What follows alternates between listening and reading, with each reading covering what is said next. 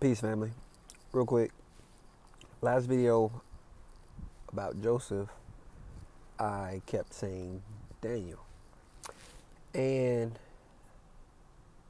I mentioned then that God was trying to tell me something, and it took me a while to finally get to this, but here it is. When we see Daniel and when we see Joseph, a couple key points that I would like you to just kind of focus in on if you haven't before.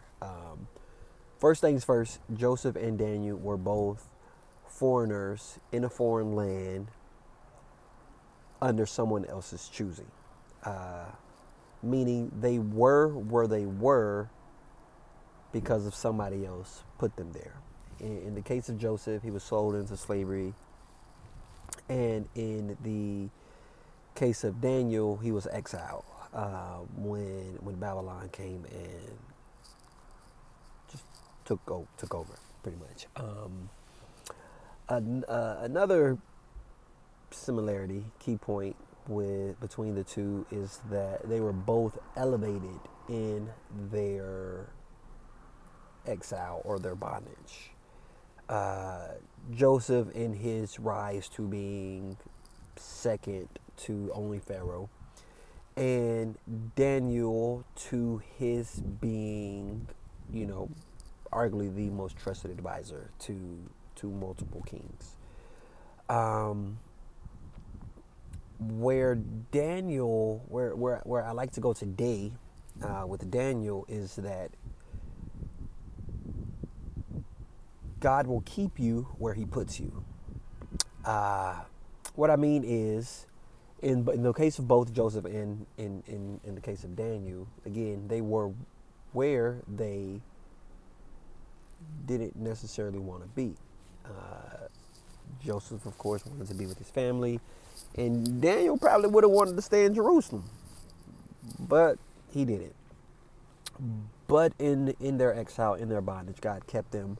Not only did God keep them, but God elevated them. God made a way for them to receive favor. When you are faithful, when your trust is in God, and I feel like I say this a lot, which is just something to keep, to be mindful of.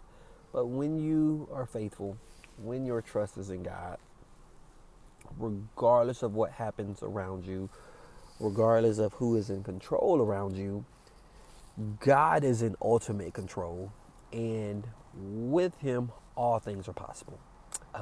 What I like about Daniel is how his story, his book tells us that kings came and went, yet Daniel remained. And I believe solely due to his faithfulness to God. Daniel stayed 10 toes down.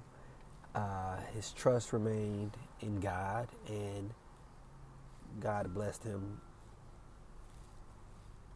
abundantly.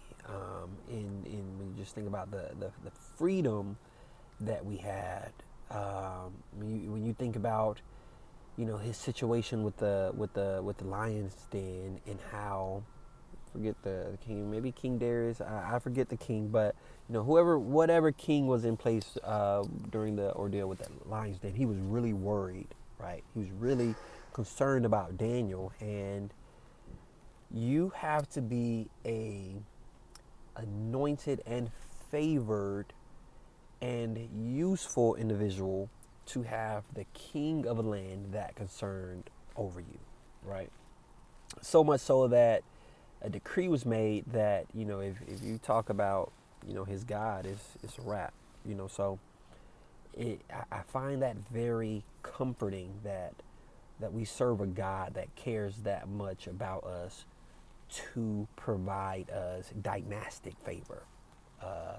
That word dynasty, where I get dynastic from, and I don't really know if that's a real word, but either way, a dynasty is a family or a group that remains in power for a long period of time. When we think about a dynasty now, it's typically associated with sports. You know, the Warriors dynasty, the Lakers dynasty, the Bulls dynasty, the Yankees. Goes on and on and on. But I think all of that is nothing in compared to the God who has been dynastic from the beginning of time. The word tells us he's the Lord of Lords and the King of Kings. And in Christ Jesus we were adopted into sonship, which makes us heirs to the throne, which puts us in the middle of God's dynasty. If that doesn't give you hope,